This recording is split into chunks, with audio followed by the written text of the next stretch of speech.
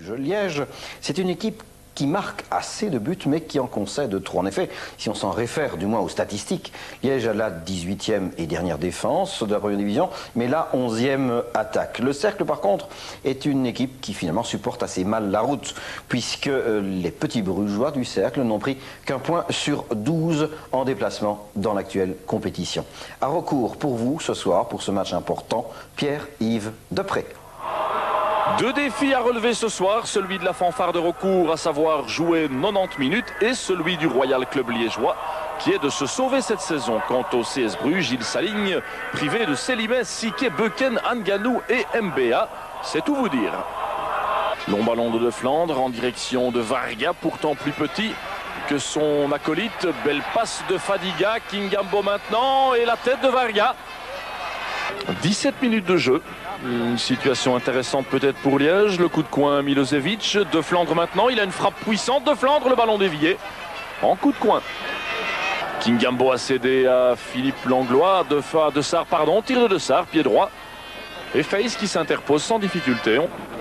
9 minutes de jeu encore. Le coup de coin botté par Berkou. La frappe instantanée. Elle n'était pas mauvaise du tout d'ailleurs. Une frappe de Munteanu.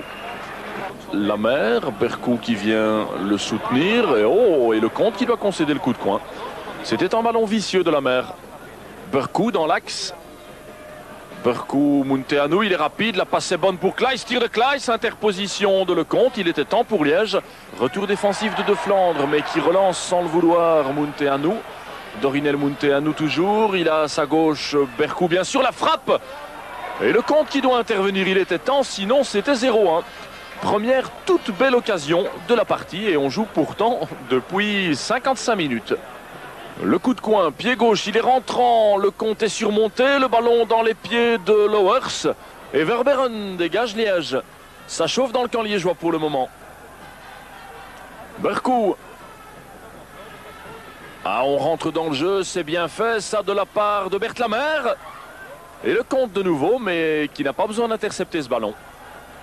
Et Sendé, le grand Zaïrois en possession du ballon. Il a essayé de passer la défense, il y arrive.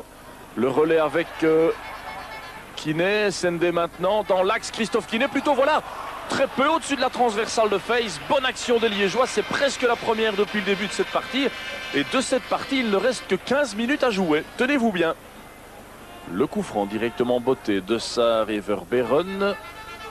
Va-t-on enfin assister à un éclair dans la grisaille de recours? Verberen, le crochet était même mauvais. De Flandre, un pied gauche peut-être, une frappe, non, il préfère centrer Varga. Le ballon à côté, début de Face, on en restera probablement là. Et là, serait-on tenté de dire, il ne reste que quelques dizaines de secondes. Match nul, plus que nul, 0 sur toute la ligne. Pour deux équipes qui ont donné l'impression de se contenter d'un petit point. Pour Liège, évidemment, c'est trop peu. Il reste lanterne rouge. Liège n'a toujours qu'une victoire à son actif sur son terrain. Un petit point qui permet donc à Liège de comptabiliser ce soir 7 unités au classement. Le Cercle en possède désormais 11. Alors, après la rencontre, comment ce partage a-t-il été ressenti dans le vestiaire liégeois? Et puis surtout, que penser de l'avenir? Pierre-Yves Depré a posé toutes ces questions à l'entraîneur liégeois Daniel Bocard. Je crois que le constat est tout à fait facile à faire. Un mauvais match de Liège aujourd'hui, alors que c'était l'occasion rêvée de prendre 2 points.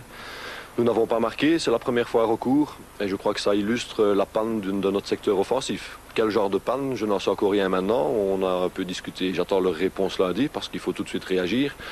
Heureusement, nous ne perdons pas, nous prenons un point. Ce n'est pas nécessairement positif, mais ça aurait pu être pire aujourd'hui.